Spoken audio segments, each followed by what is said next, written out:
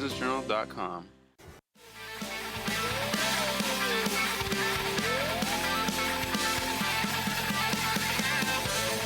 Welcome back. We've done the fire drill, and we have new Stockdale Tennis players in. Erica Paradise and Anna Ashford, the sophomores, the future of Stockdale Tennis, but also part of the present, along with Coach Dave HILLESTAD. Again, the section final, Division I, is Tuesday at Buchanan. That's at 2 o'clock. This weekend first is the individual championships in singles and doubles. Starts Friday, and then Saturday, it looks like because of SAT tests, Dave, we're saying 2 o'clock and 5 o'clock probably for semifinals and championships. Not set in stone yet, but that's the idea right now. And you've got kind of this mix of, we mentioned Ari is the number 3 seed in singles, and then you've got a couple of doubles teams, both the 6 seed, which is Emily and Erica, and then the 10 seed in the doubles tournament. How do you coach in these individual tournaments versus how you would coach in a team competition?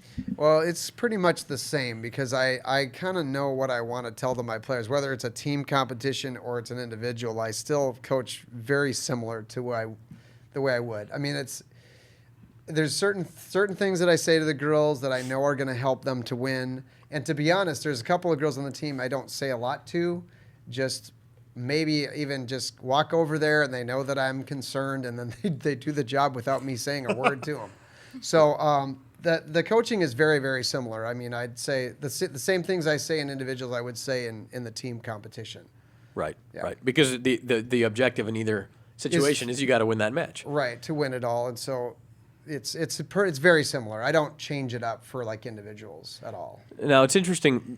High school tennis coaches cover the whole spectrum as far as competitiveness. Anna, let me ask you as far as playing for Dave. He is competitive, and we all know that. What is that like when you're in the middle of a match and maybe you're stressed out and he comes over, and what are those conversations like? Usually he tells me I need to play better. I need to get the ball back. I need to get more consistent, and I realize I need to play for my team and I need to play for myself. So I get the job done and I win the match. Yeah, that's those are all good things. You know, you score more points than the other team and you're going to win that match. Yeah. Erica, you're in the doubles with Emily on Friday and Saturday. Your focus at this point, I guess, has to be on that before you even turn to Tuesday in the Big Valley title match, right? Yeah, absolutely. I mean, first things first, I'm just really excited to play with Emily on Friday and hopefully make it to the second day. And then possibly win Valley with our team. There's a lot coming up in the next 5 days for you guys, no doubt about that. You open up with the Bakersfield High doubles team, and then you could face the number 3 seed from Clovis West. Were you guys surprised a little bit at getting a number 6 seed? I thought maybe going in you get a little higher than that. Yes, I mean, we did think we were going to get a higher seed, but it really doesn't matter. It's just all the same. Yeah, it's just teams to play. Dave, you kind of smiled when I said that. I smiled because a seed is a number. You have to beat everyone in the tournament to be the Valley champion. Right. So I even told, and what happened is I hate to admit this, they had a bad loss against the Clovis East team when we played, and that dropped our seed. Right. Because when we seed the teams, it's always head-to-head competition. So I hate to say the one bad loss. I mean, they only had 2 losses all year. One was to the half of the number 1 seeded team. Right. And then the other match was this one, which I'm not going to lie, we had one of our 2 players was kind of sick that particular day, and she was playing, and I told her, you don't have to play this doubles match, but she wanted to get ready, and so she played it, and we didn't win it, but we had chances to win it. It's just when you have to seed head-to-head and you have a bad loss, that doesn't mean you're not going to be Valley champ. It just means your seed's going to drop. Sure. So I fully expect them to probably make it to the finals. And even talking to the girls, I mean, even the girls that they just played against Clovis West, who's the 3 seed, we just beat the 3 seed 8-4 in an 8-game pro. Right. Those girls said, I can't believe you guys are seeded 6. So it's like, it doesn't matter. It doesn't matter. So they're running scared a little bit of the lower seed. A seed is a number. Yeah. It's a number. You've got to go out there and execute shots. Does not matter what number you are. What matters is how well you're going to execute under pressure. And with volleyball and football seeding coming up the next 2 days, which we'll talk about in the next segment, but that's a pretty good speech, I think, for all athletes, just come playoff time. Hey, it doesn't matter. I mean, look, Centennial's football team in 2009 had Cody Kessler at quarterback, and they were the number 8 seed. And guess what? They were a lot better than that, and they went to the Valley Championship game. And so it really is just it's not even a prediction. It's just a number. It's just where they fit you in the bracket. Zach, one last question Sure, for these girls. Trevor. Freshmen last year, you guys didn't make it to the Valley Championship, but these two old hats at it as sophomores and freshmen themselves. For you, what have they talked to you, the two of you, about being in this situation now for the first time in high school for the two of you? They got big grins on their face over there, by the way. You guys are on the hot seat here. Anna, you go first. Okay. So, we know like we have a great team, and we know we have to be there for them. We have to do our part, and they're gonna do their part, and together we're just gonna give it our best shot and make it to the finals, which we did. Erica? I think Emily and Ari really taught both of us how to get ready and